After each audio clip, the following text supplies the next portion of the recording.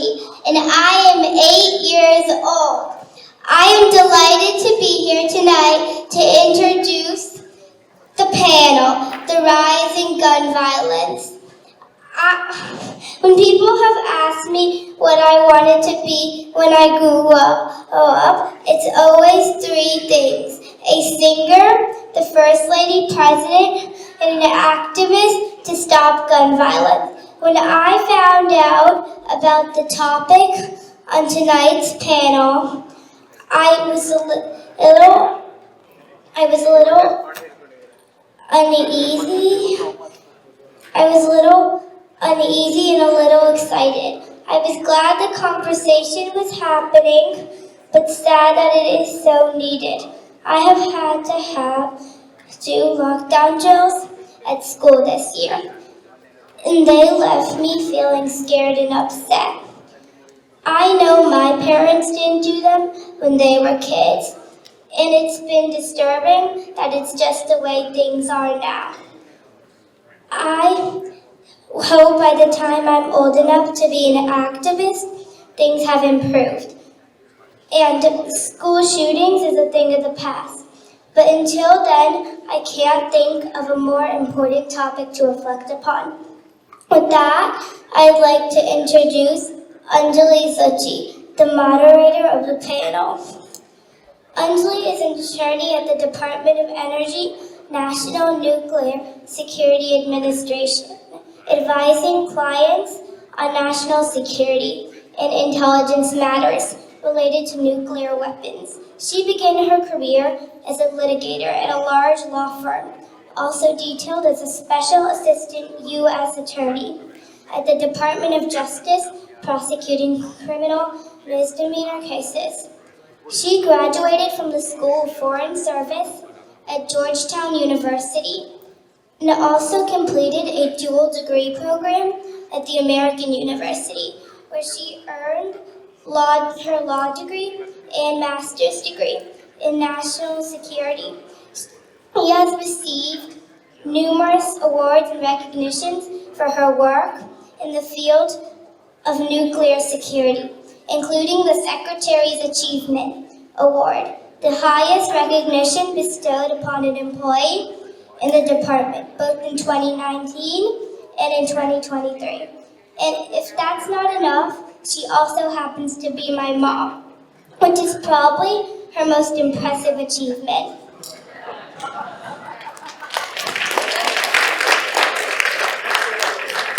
So without further ado, I'd like to turn it over to my mama.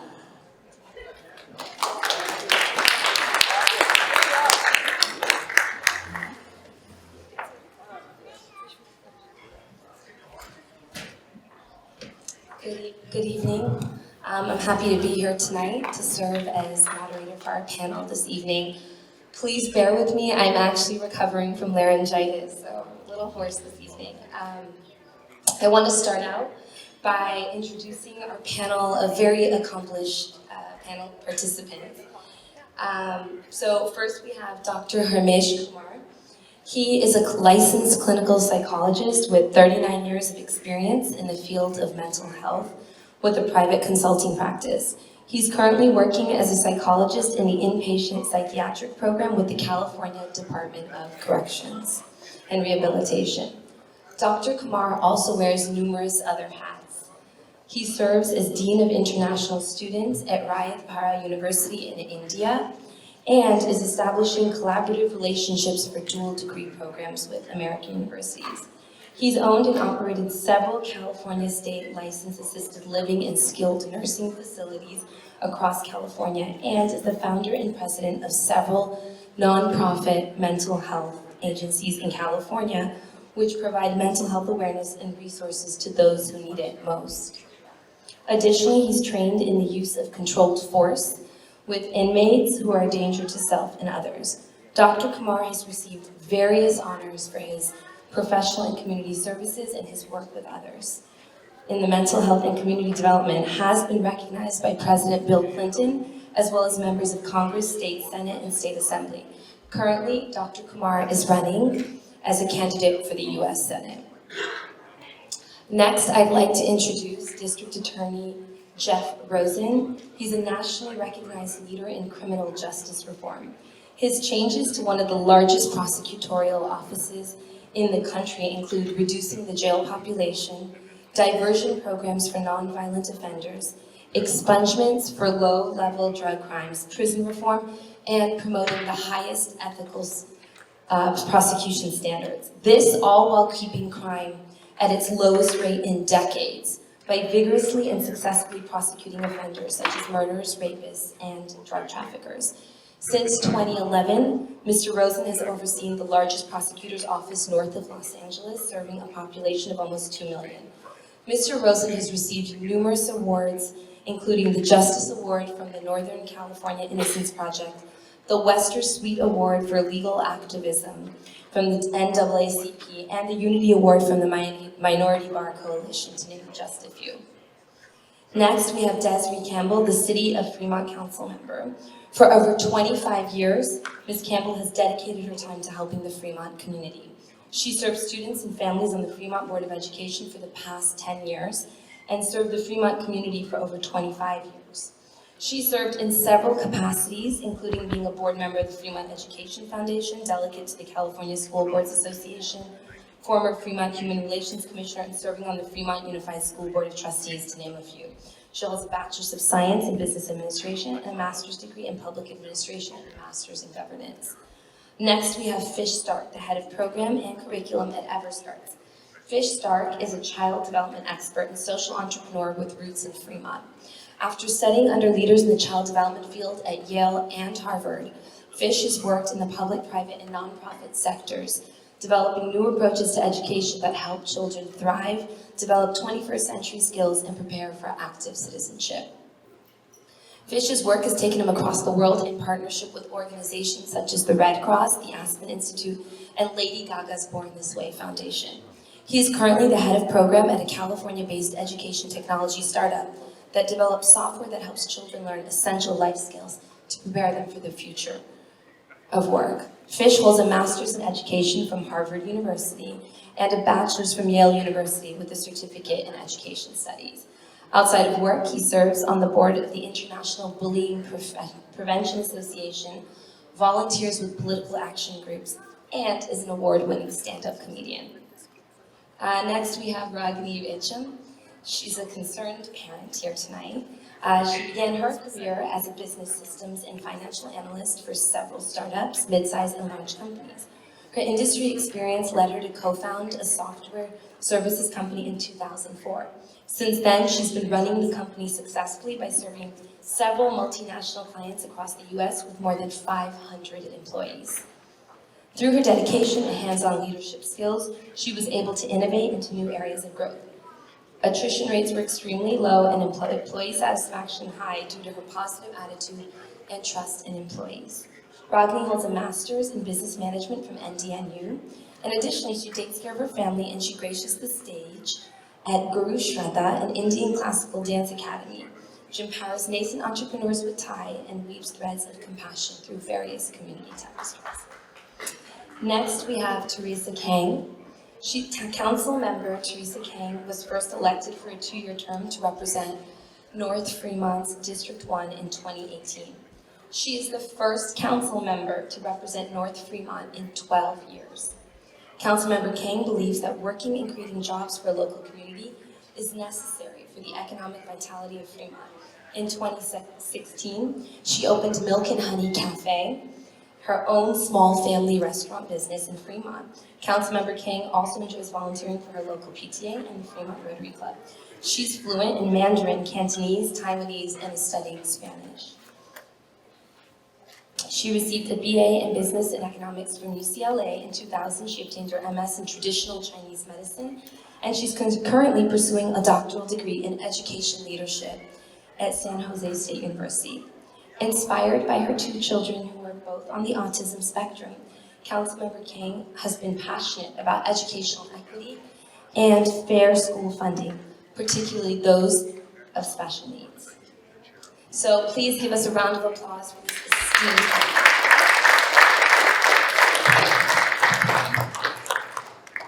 So before we delve into our discussion, I'd like to provide some important parameters and context. The objective of tonight's discussion is to be informative and thought-provoking. I'd request to refrain from politicizing the issue and to make sure we focus on the questions being asked and be respectful of all the views presented. A little background on our topic.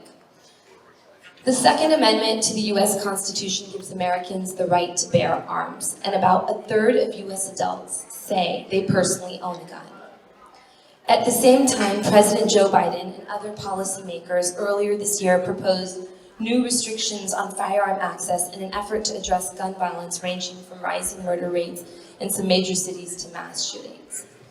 To give you an idea of the magnitude of this issue and why it's so so important, why we're talking about it, I wanted to share a few statistics. Last year, America saw overall death rates from firearms rose to the highest level in nearly 3 decades. The year saw a record number of mass casualty shooting incidents, including several allegedly motivated by hate. According to gunpolicy.org, 75% of the world's 875 million guns are civilian-controlled. Roughly half of these guns, 48%, are in the United States, which has the highest rate of gun ownership in the world. Most American children are just as likely to be killed by a gunshot as they are by cancer. In fact, firearm-related injury is the second most common cause of death for children, accounting for 15% of all child deaths. Last year, more than 600 mass shootings took place in the United States. Every 16 hours, someone in the US is killed by an unintentional shooting. These statistics are incredibly profound and disturbing, and unfortunately there are so many more. But what it tells us is that our country is in crisis, and it's an issue that everyone needs to be thinking about. So with that, I'd like to begin our questions this evening. As I mentioned, we had 600 mass shootings in 22. Those are the ones that grab headlines, but they account for a small percentage for the more than 40,000 US gun deaths recorded in 2022. As far back as 2018, US had about 400 million firearms, more guns than the country's population. Given these numbers, let's set the stage for the current state of affairs. I'd like to direct our first question to District Attorney Rosen. What can you share about the severity of gun violence in our communities? Thank you. Thank you very much for the question. One other statistic I would just add that I think illustrates the points you're making is that there have been more mass shootings in the United States this year than there are days in the year. So a mass shooting is defined by the FBI as 4 or more individuals killed in one incident, and there has been more than one incident like that per day in our country this year. Our county is no oasis from gun violence.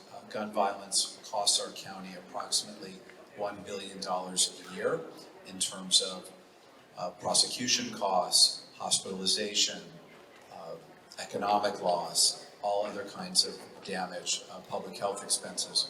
So it's a serious issue in our county, and the approach that we have to take, which I think our panel illustrates tonight, is a multidisciplinary approach that certainly involves law enforcement, but also has to involve mental health and hospitals and schools. So I can just tell you from the law enforcement perspective, we have a crime strategies unit and a gun team in our county that focuses on removing guns from individuals who are not allowed to possess them, from ridding our community of what are called ghost guns, which are guns that are very, very difficult to trace and often are automatic weapons which are not lawful in our state. And in addition, trying to work in neighborhoods where there's a tremendous amount of gun violence to reduce that and make life more livable and better for people in those communities. So those are some of the ways we approach it, but it's really a problem that we think about every day in the district attorney's office, and we devote a lot of resources towards trying to address it. Dr. Kumar, having had an opportunity to closely interact with several violent offenders, what can you tell us about the triggers or patterns in perpetrators? No, thank you, Angie, for inviting me to this panel. It's a very complicated question, but there are some indicators which psychologically we have found out that people who should do this kind of violence, especially the school shooting. There is all of you could look at it, there is a podcast from LA. It's called laisnotconfidential.com. laisnotasconfidential.com. So I'm going to quote some. This podcast is being done by a psychiatrist, forensic psychiatrist and psychologist. I just attended a conference last week in San Diego, and some of the things which came up there, one major thing about these people is that most of the time, the family members or the near and dear one know about these individuals that they're going to do something. That's the key factor. Majority of these mass shooting people, they tell either their friends or their family member that they are planning to do something. 60 to 90% of that of these shooters, they tell the family member or loved one. Sometimes they even post it on the social media. That's the one factor, and the second is that they call about 4 Ds.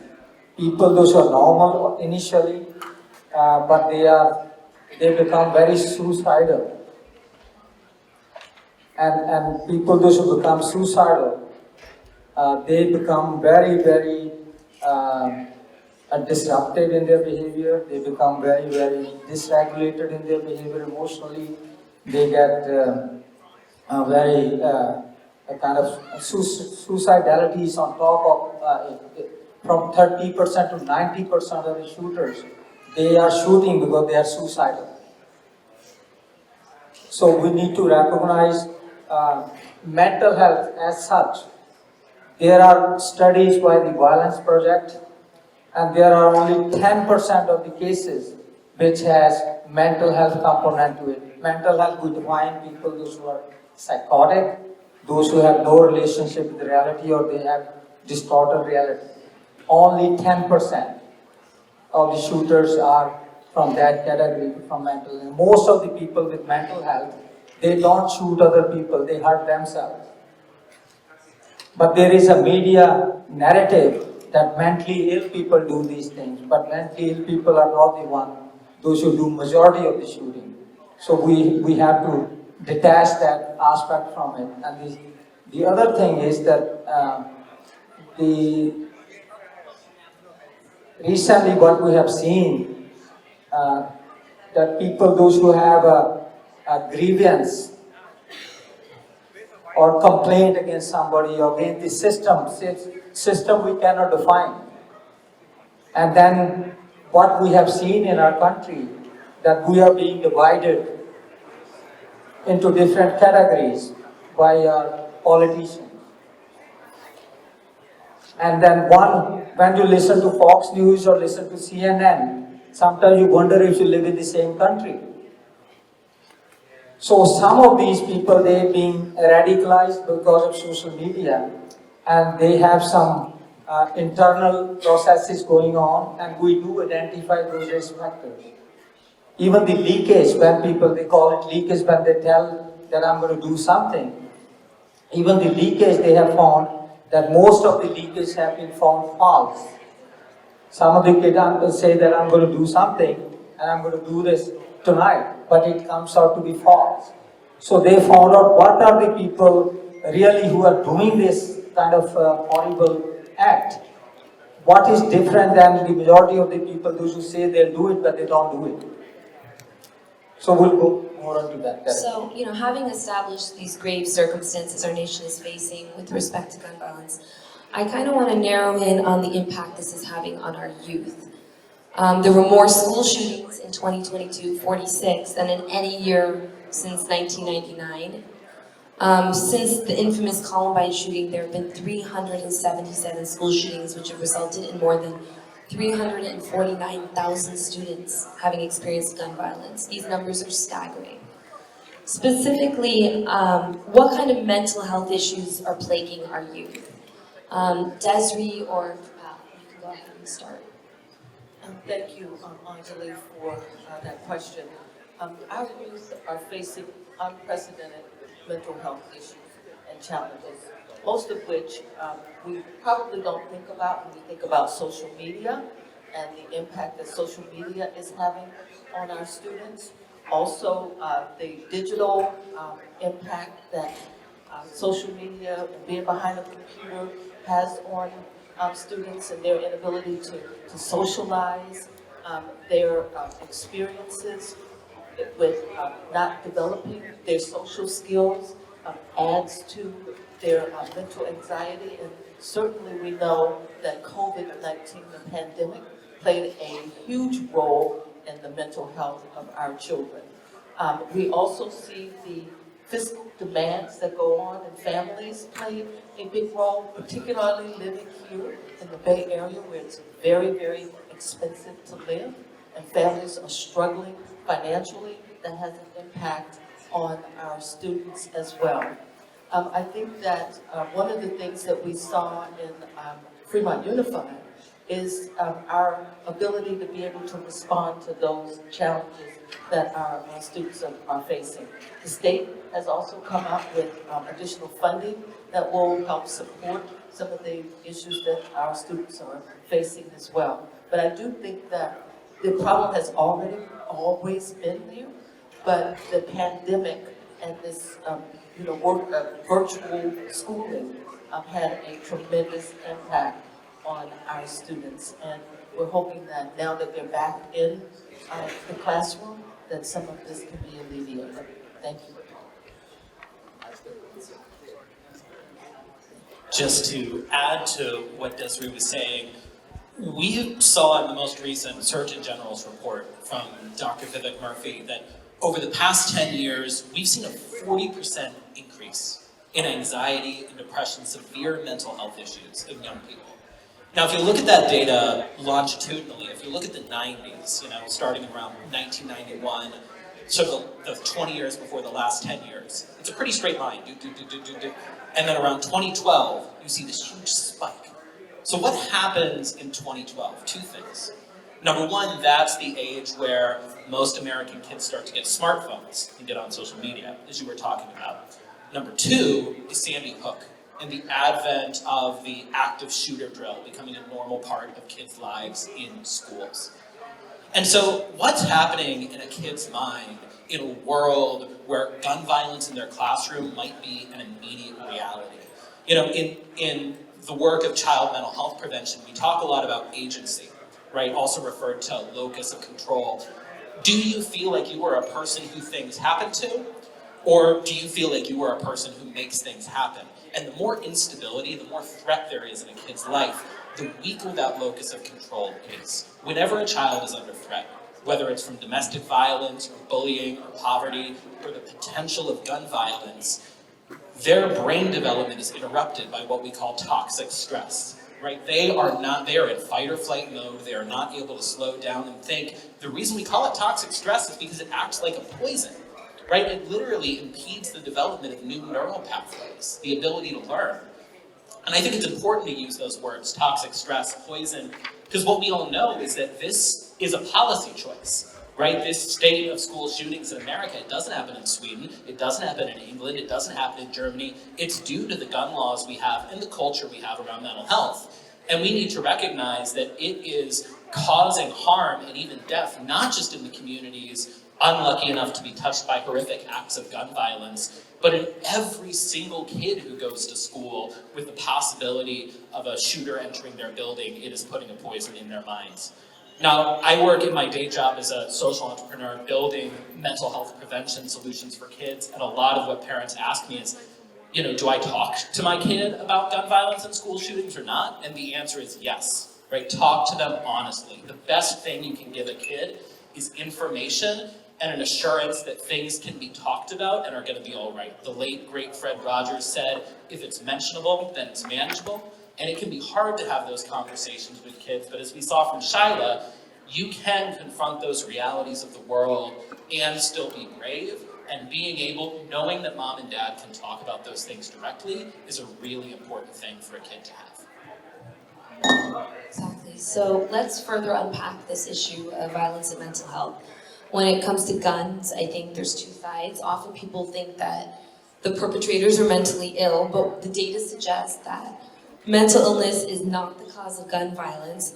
We have similar rates of mental illness as other countries, but much higher rates of gun violence. So what are we doing wrong as a society to perpetuate the cycle of violence? District Attorney Rosen, if you would like to take that question, I'd love to hear your thoughts. The cycle of gun violence plays itself out in many different ways in our community. Certainly we have criminal street gangs where there's one shooting that leads to another shooting that leads to another shooting. That's one kind of cycle that we see. And I shouldn't say we don't just see it and then do nothing about it. We try to intervene when we think that there may be retaliatory shootings and try to prevent that from happening in different ways by bringing in community volunteers and faith leaders to try to calm the waters. Other kinds of cycles of gun violence that we see relate to areas of domestic violence, and we certainly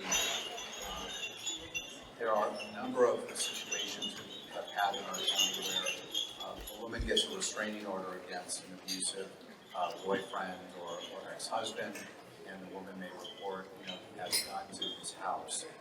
And what we've really begun to focus on is removing those guns in that circumstance, because honestly, the addition of a gun to most disputes is not something helpful. It generally leads to much worse harm. And so particularly in the environment of conflict in the home, we do everything we can to remove guns in that scenario. And then finally, you mentioned the issues of shootings in schools. And one of the things that we've seen in our county and in other places is individuals, sometimes it's kids that go to school themselves, that they call in a threat to the school and say that someone has a gun there or they have a gun and they're going to shoot someone. And the result of that is the school is evacuated, all of the parents are called, and everyone is traumatized by this incident. And so we're really struggling with ways to try to help our young people not feel as anxious and scared as they are, and also trying to find a way to intervene with young people that are acting out in a way that creates this horrible emotional and psychological harm, even when there's not physical harm to accompany. So I guess that would then lead us, an extension of that idea is how are we failing to provide mental health support? So it's really saddening to see that it took a mental health crisis in our youth.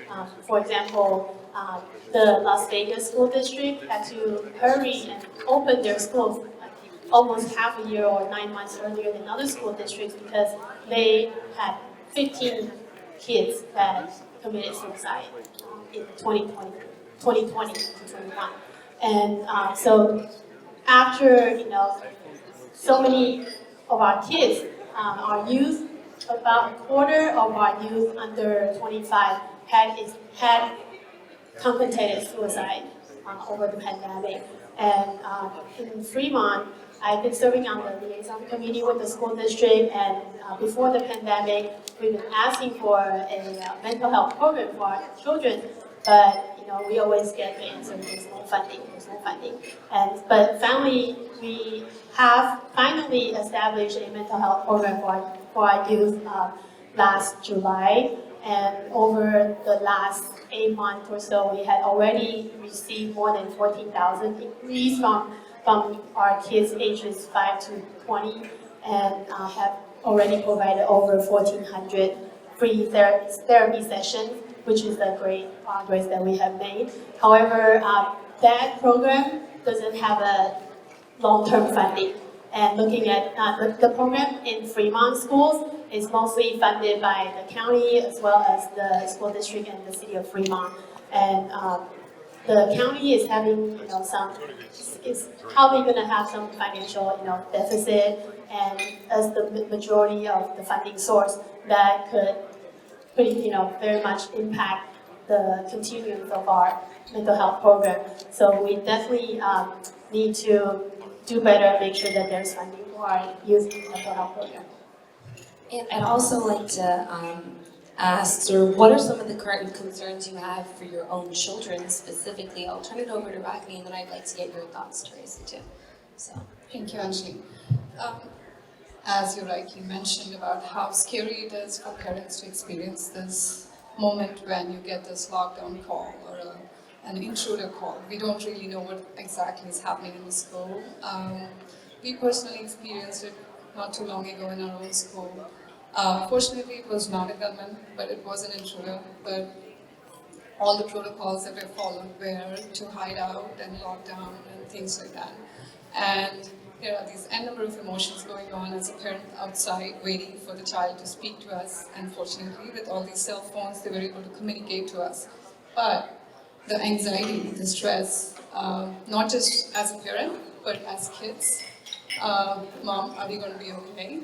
Are we going to get out? Versus, we're going to be okay, we're fine, we're protected. In a school like this or in this environment, we are pretty lucky to have enough security, enough guards coming over, enough policemen coming immediately to take care of the situation under control. Versus we feel for all these other schools where they don't have this liberty of immediate help. And that's when parents and even kids, high schoolers, actually start thinking, how is it that we can help? What is it that we can do to make this more safer for all of us? So both my kids, ages 14 and 11, they are both on the autism spectrum. So over the pandemic, they couldn't understand why the prolonged sheltering in place, all the changes, and they couldn't see their friends, and even some of their favorite restaurants were closed and permanently. And I even after I explained all the goings with it, they both of them developed anxiety actually over the pandemic. And so, the special needs children are definitely suffering and have been overlooked over the pandemic for the mental health needs.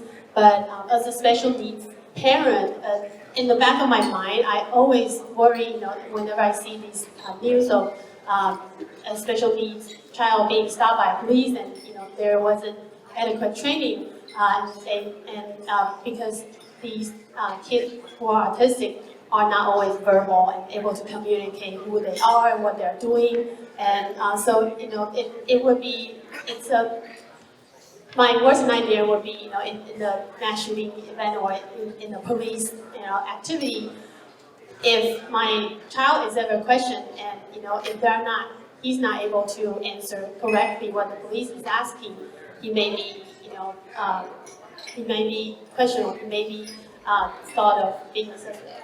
And so that would, definitely be a special needs parent's worst nightmare, and we need to make sure that the police are able to deal with special needs in these situations. No, of course, it's obviously evident that we are indeed in a state of crisis. So I guess, really the most important part of our conversation this evening is, where do we go from here? And, we'd like to start out with Dr. Kumar, in your capacity and with your expertise. What are some of the triggers or signs that we as a society should be able to be looking for to enable us to take preventive action against potential offenders? Most of the shooters, they are telling us, all of us, that we all failed them. We are all responsible for their action. That's what they're telling us. When they needed the help, we didn't provide them the help. When they were crying for help, we were not there for them. That's what they're telling us. That if you don't care, I don't care. And most of these individuals, as I said, they are feeling depressed when they do this kind of act. Suicidal. When they have given up on life, given up of everything, they start giving their properties up, their belongings up, and they're telling their friend, this is what I'm going to do. So all of us are, and look around us, what is happening in our country right now. Our systems are failing. We don't respect our politicians. We know why. We don't respect our police department. We know why. We don't respect our teachers. We know why. We don't respect the institution we are having. There are institutional failures and disrespect for the institutions. Social media. It brings everything into your pocket. Whatever is happening outside, it's coming into your pocket, into your living room through TV sets in your living room. So we need to really pay attention to when people are talking about, when people are being fired on the job, when people are being demoted on the job, when people are being having their love broken, their heart broken from love relationship. We have to be very, very extra careful that when we are neglecting these people, how do we lay them off?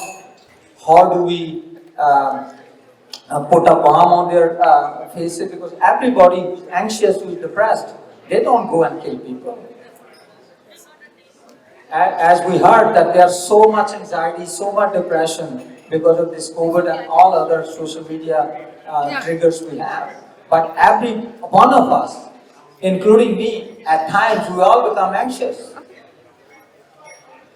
At times we all become kind of depressed and sad what's happening around us. But all of us don't go and start killing people. There are certain traits of those individuals, and we need to really take care of those traits and help those individuals. And I'm reminded of a 5 Languages of Love by Gary Chapman.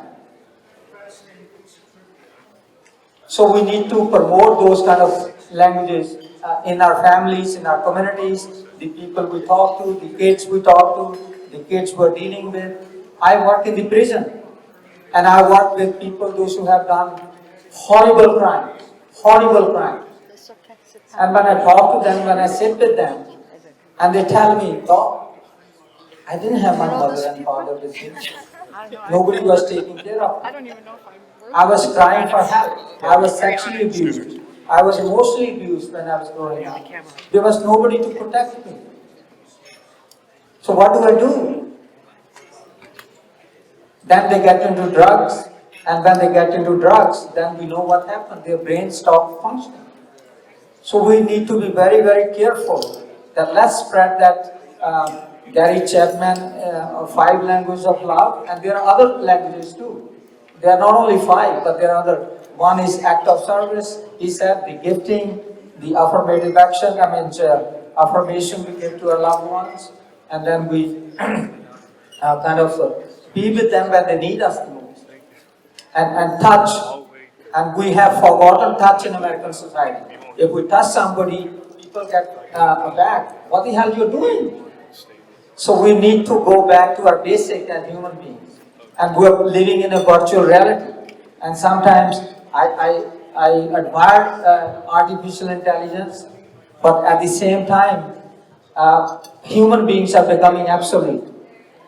And we need to be very, very careful that we pay attention to these subtleties, what we're going through right now.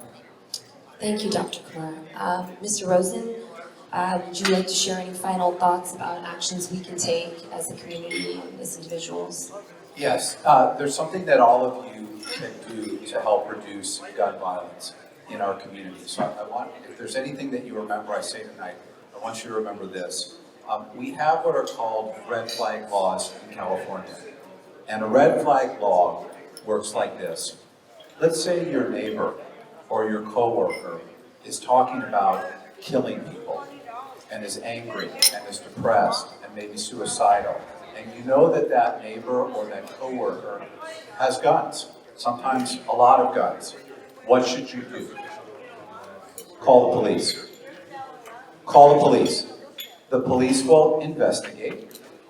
Doesn't mean that your neighbor will be arrested. That might not be the intervention that the police bring with them. It may be a mental health professional. But the police will investigate. And if that person is dangerous and has all those weapons, the police can apply to the district attorney's office and the court to very quickly, and I mean within a couple hours quickly, get a court order to remove those weapons, at least temporarily, at least for a few weeks, to make sure that that person is stable and will not hurt themselves or others. We apply for and receive more gun violence restraining orders. That's where we seize weapons quickly and temporarily than any other county in California. We do more than 300 a year. And initially we needed to train police officers how to do this. But then of course we realized we needed to train the community and educate the community about this, because this is where the police officers will get the leads and investigative tips to do this. This absolutely saves lives every day in our county. And when people don't do this because they say, oh, I don't want to get involved, or I don't want the neighbor to know. You can be anonymous.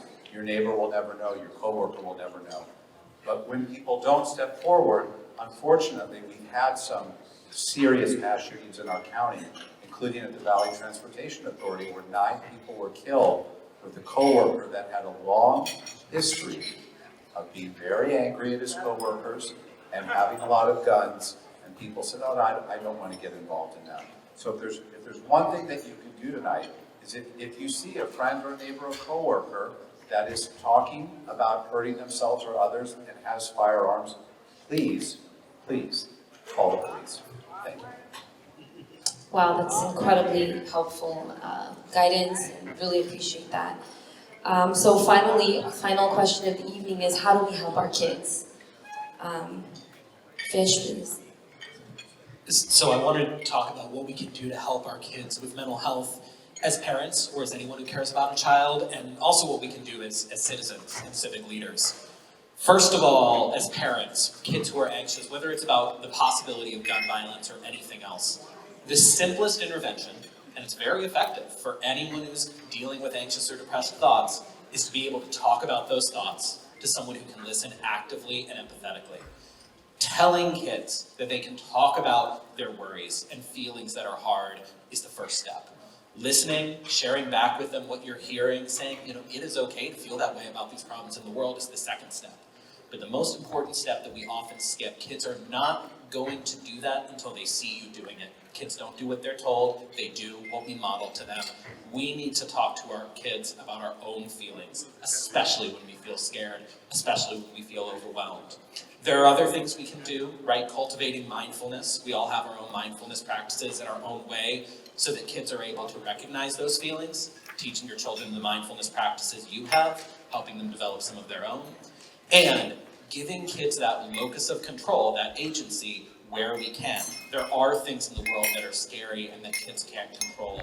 What can we give them a little bit of control over? Maybe letting them introduce us at a talk, right? Or choose what they want to wear to school today.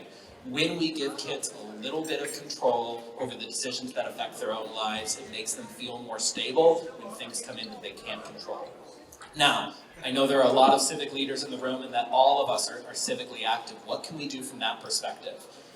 We need to be investing in mental health prevention, not just intervention. When I was talking to the good folks at the Washington hospital system earlier, whenever I talk to healthcare leaders, what I hear is the healthcare system is straining at the seams to accommodate people who are in active crisis. There is just not the capacity to accommodate all the people who are presenting with serious mental health issues right now. But there are things we can do to prevent those issues from developing, especially in kids. One really promising thing the state of California has done, not many people know about this, is they've just invested 9 figures in a multi-year pilot to deliver peer-to-peer mental health intervention in schools. Those kind of efforts, those innovative efforts that get kids talking to each other, because when we have a problem, what do? We don't reach out to a therapist first, we often reach out to a friend, right? Those kind of efforts that catch those problems before they spiral into something greater are one of the best ways that we can spend our public dollars to keep kids safe and to keep all of us safe.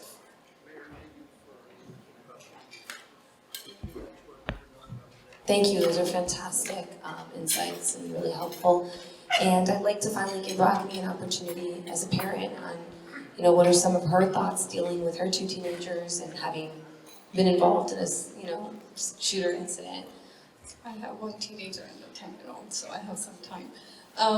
Well, thank you for all the leads that you've shared and all the ideas. And I think schools obviously are doing a lot of effort in educating and supporting our kids.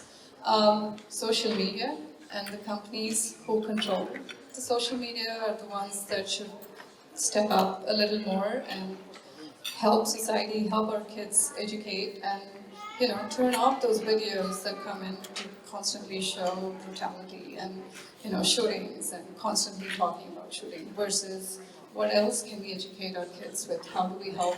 What tools can we give them? Come up with games that could help them develop their mental health than just go shoot people, even in video games. So yeah, social media definitely is a bigger play. Thank you very much. I'd now like to open up the panel to some questions. Please feel free to raise your hand if anyone has any questions for the panel. Yes, go ahead. If you could mind standing up, that'd be helpful so people can hear. Hello everybody, this is Pastor Jami. I came from Afghanistan and I was working for USAID. So, yeah. I can come here.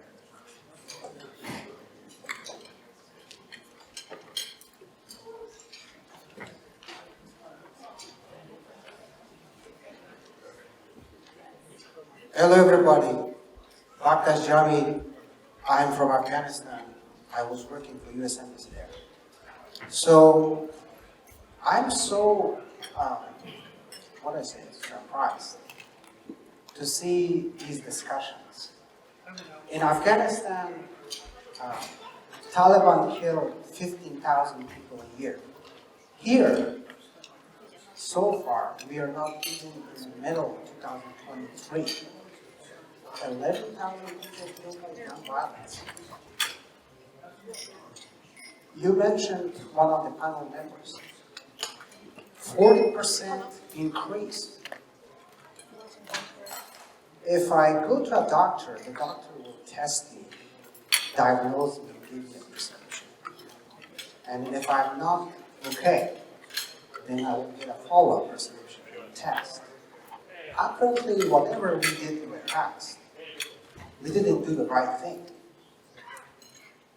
Why? What's the right prescription?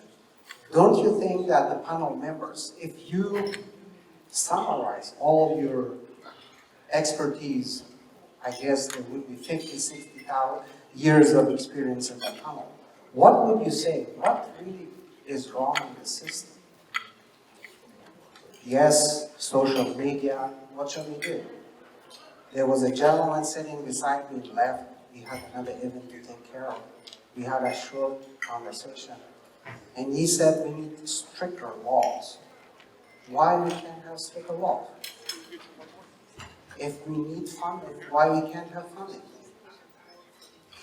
Who needs to do what? And why we can't do it? If Sweden can do it, we should also do it here. I want to hear to the bottom of the problem from the panel members, why we are failing to deliver. At the moment, I work for private sector. If I don't deliver based on my KPIs, key performance indicators, they probably change me. Then why nobody asks from people who are responsible at macro level to basically do things what they are required to do? Sorry for being critical, but I'm not shocked because of any cultural thing here in the United States. What I'm shocked is what I did in Afghanistan and got inspiration of what we should be doing in Afghanistan, I don't see it happening here. Thank you.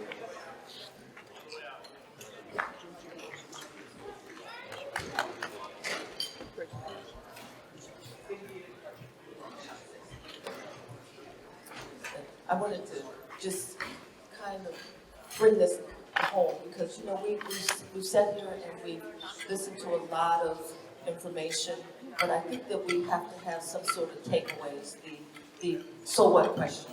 So what do we do next? And I think our DA mentioned a lot of the things that we could do, and also to that question of we need to lobby our legislators. I mean, we really need government.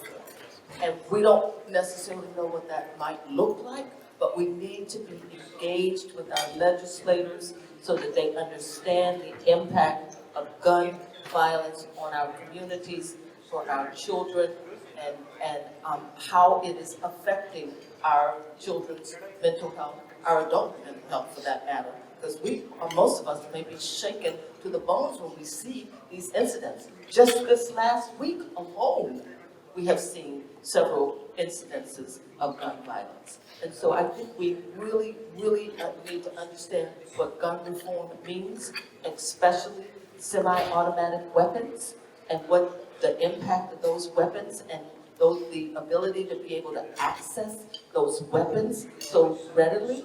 We need to be able to tell our legislators that this is unacceptable no more.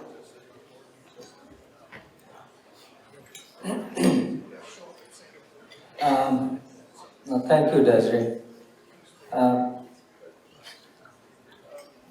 I want to thank you for asking this question. As I said earlier, that all of us are responsible what is happening to us, and you are the only one who can change the system. And all of us need to speak up. It's not like Hillary Clinton used to say, it takes a village to raise a child. We have to create that village together.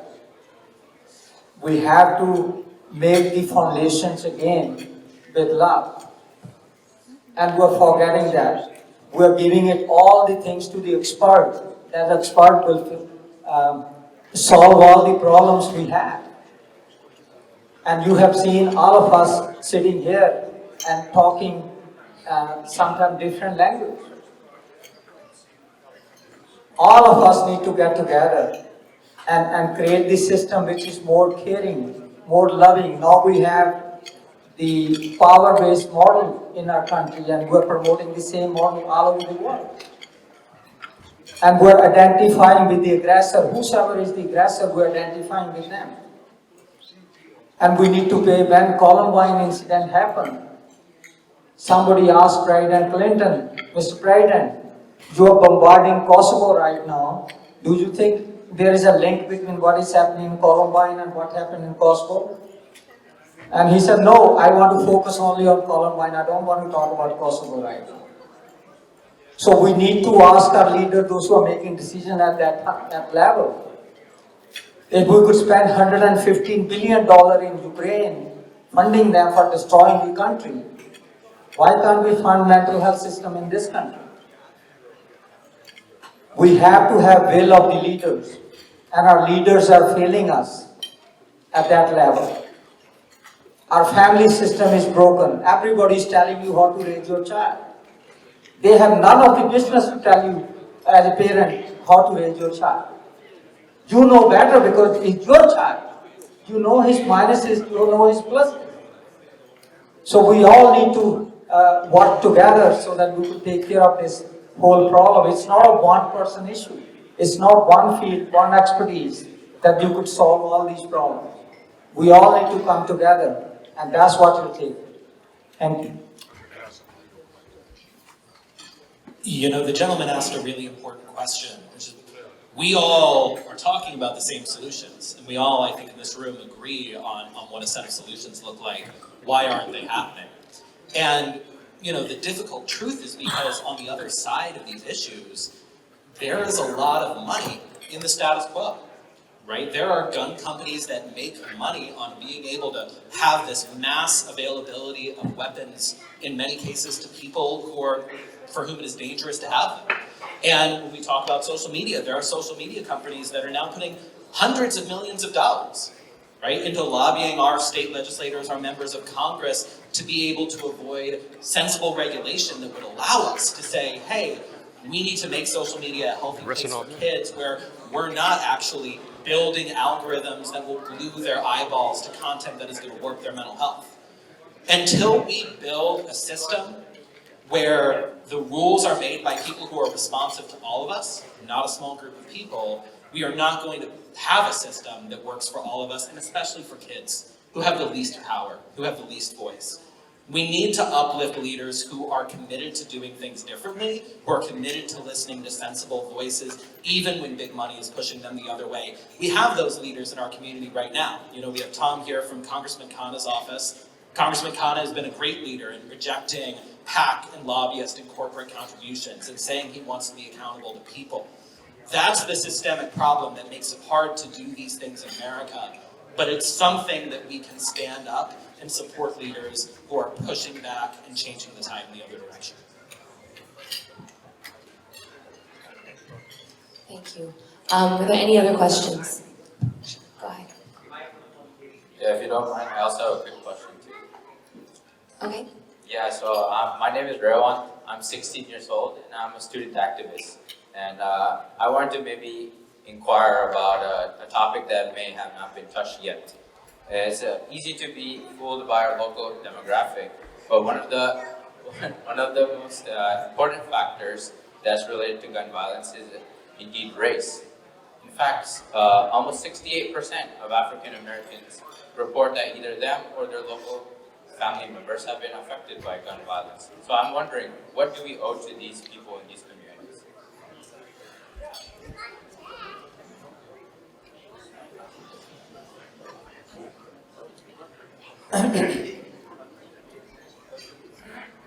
I'm so happy that you asked that question, my friend. I just bought this book, Social Injustice and Mental Health. And this book has the data for many, many years. And this book is written by two Afro-American forensic psychiatrists. And they have given the reference with data how race is impacting what we do. And we have systematic, institutionalized barriers. Even people, those who have spent 30 years in prison, when they come out, there are 58,000 laws on the books which prevent them not to get integrated into the community. 58,000 laws created by our legislators. So we really need to look at the system, what system we are promoting and how we're doing this. And that 5 languages of love is the key thing. And it should be spread all over equally, fairly, so that we would have the system which is more caring, more loving, more nurturing to everybody, irrespective of where they're coming from race, from gender, from nationality, language, caste, whatever you call it. We should be free from that discrimination. And there is a program which comes on NPR every week. Most of you may be hearing it on the NPR, Hidden Brain. And you should listen to that, how we all have implicit biases. Sometimes unknowingly, unconsciously. And it's done by Shankar Vedantam, one of the Indian guys. Listen to that hidden brain, how we operate as individuals. We all have those voices within us, and we need to shape them. Sure. Thank you very much for that question. If you look at the data, the average Black American makes 1/7 of an income or wealth of a white American. And because of decades of systemic racism and redlining, poverty, that doesn't allow them to build those generational wealth and send their kids to school and family stability. So definitely one of the, we were talking about instead of just intervention, we need to have the prevention is to make sure that these kids have the resources, have the access to education and good jobs, because working in a minimum wage job is not going to provide them a living in the Bay Area. So people are, they are attracted to gang violence and gang activities, and definitely that would be something that is a top priority for us. I want to just add an additional comment to that question. Thank you for that question. But, being a woman of African descent and living in America, born and raised in America, I can say that what I have experienced and what my family has experienced in our own life is this whole institutionalized racism. I mean, it exists, and it is part of a way of thinking and a way of thinking about yourself. And because you internalize this perception of who you are and who you're supposed to be based on a society that wants you to assimilate into a culture that's not your own. So this is a very, very difficult question to answer, especially if you're not living in the shoes of someone who is an American of African descent. So I just want to bring that out, that it's very, very complicated.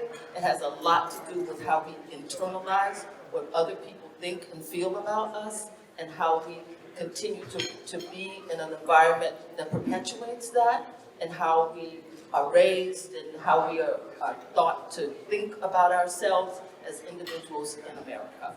So thank you for that question. Thank you for sharing that perspective. Go ahead. Can we get him a mic, please? Thank you.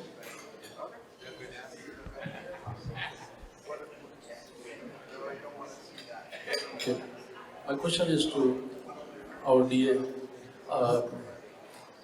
According to the 1990 Act, the schools were basically gun-free zones, where unauthorized people are not supposed to carry guns. There's a 1990 Act which basically deters people to carry guns in the school. Yet we still see killing, etc. So, have you ever thought of creating a program where small businesses, places of worship, whether it's nightclubs, etc., can enroll into and put a sticker out of their businesses saying gun-free zone?